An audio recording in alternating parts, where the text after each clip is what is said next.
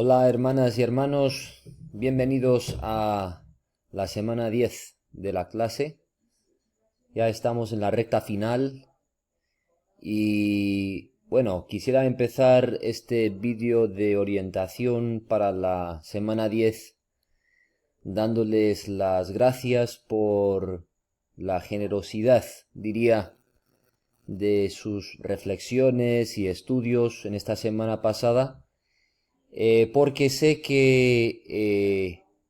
no solo las lecturas, pero sobre todo en mi exposición del texto estaba proponiendo una interpretación pues no muy convencional, y hasta en contra igual de, em, no sé, las interpretaciones más establecidas en las iglesias de las que formamos parte. Em, Y bueno, yo creo que es un motivo de estudio y reflexión que tiene que continuar, porque no se trata de haber dado la única o última interpretación, pero sí espero que juntos y juntas hayamos podido ver em, el valor de interpretar un discurso así de Jesús, em, conforme al arco de la narración y el contexto tan importante de los profetas del Antiguo Testamento. Em, Creo que surge la duda, ¿no? Después de digerir una interpretación así, si se está hablando de un cumplimiento anterior a nuestra vida, de hecho hace muchos años, ¿qué importancia, qué relevancia tiene para nuestra vida de hoy? Y esa es una buena pregunta. Em, Creo que en este texto se plasma em, un, un cambio de poder, por así decirlo, que es la culminación de todo un patrón revelado en la historia de Israel, em, en que los grandes poderes pues em, viven épocas, ¿no?, de ascendencia que pues no dejan de tenderse hacia la idolatría, incluso en el caso de la ascendencia de la ciudad de Jerusalén, de los reinos de Israel del pasado. Y entonces, un aspecto para mí de la relevancia de esta profecía cumplida es que nos ayuda a leer la presencia de ese patrón en nuestra propia vida y cómo está presente Jesús como gobernante precisamente en el auge y la caída de estos grandes poderes. Nos corresponde a nosotros no dejarnos engañar por los falsos mesianismos, heroísmos, etcétera, de este patrón. Y yo creo que muchos de nosotros y nosotras podemos identificar precisamente esas tentaciones de engaño. Yo, por ejemplo, soy cada vez más consciente de la tradición peliculera de Estados Unidos, que no deja de producir mitos de héroes que nos rescatan así de una manera supuestamente sobrenatural y casi repentina, que puede quitarnos, digamos, la necesidad de estudiar cómo fomentamos las condiciones de las que necesitamos rescate y por qué proyectamos nuestra esperanza a figuras que vienen de fuera como superhéroes para rescatarnos con sus poderes especiales, y no dirigimos nuestra atención a los dones que el Señor nos ha dado,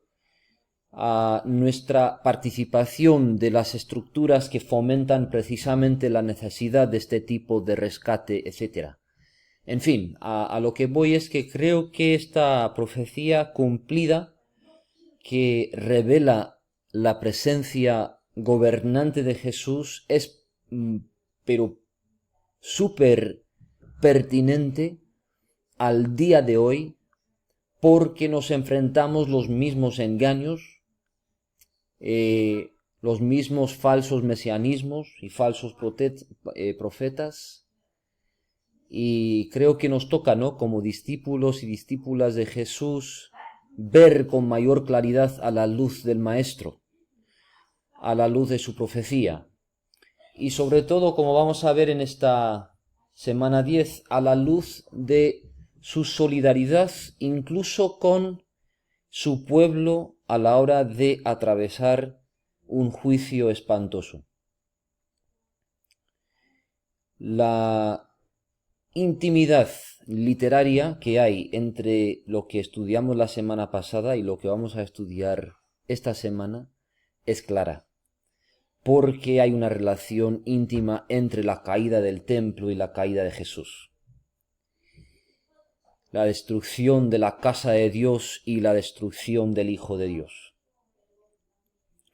Lo cual creo que nos lleva a ver que frente al juicio de Dios Jesús no huye. No condena a su pueblo sin asumir la carga de compartir el destino de su pueblo. No ataca la corrupción de los dirigentes del pueblo sin compartir con ellos los horrores que les caen por las injusticias que han amontonado. Y esta es una solidaridad mesiánica reveladora de Dios, del poder de la salvación, que frente hasta el juicio de Dios no huye, sino que busca la forma de solidarizarse hasta con los corruptos. Muy fácil, ¿no?, en nuestra época interpretar algo así como manera de justificar a los corruptos o a tolerar sus injusticias, y creo que a estas alturas está claro que Jesús no ha hecho eso. Ha hecho una confrontación clara, ha cambiado las reglas de juego en muchos sentidos, y frente a todo eso no abandona ni siquiera a los corruptos de su pueblo. Una solidaridad extrema, escandalosa en varios sentidos, pero creo que característica de Jesús, según Mateo. Y esto es, básico para el significado de la muerte de Jesús, del poder de su muerte. Decimos que a través de esta muerte Dios nos salva del pecado, y yo quiero proponer que vamos a ver esta obra de salvación como una obra de poder.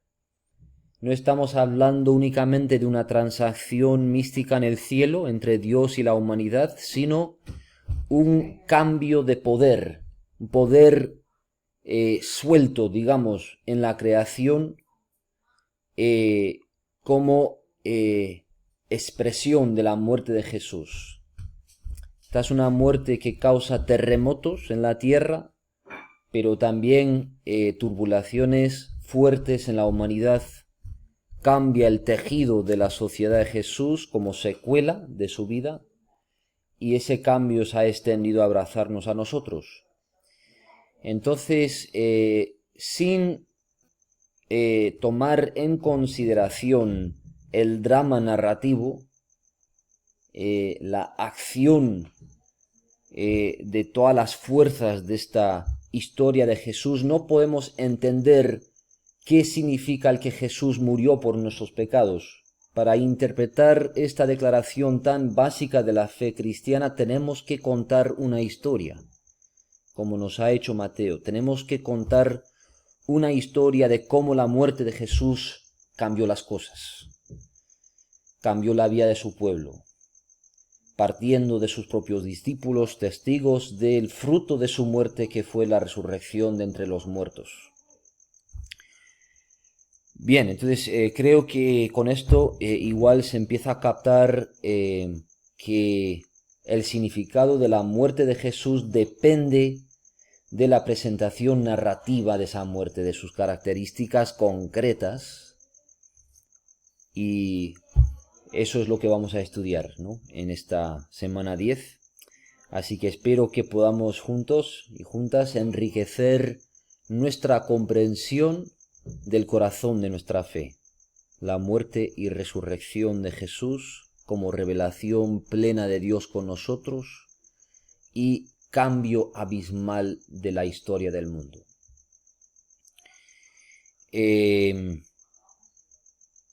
Como veremos, esto es clave no solo para una comprensión intelectual, sino para una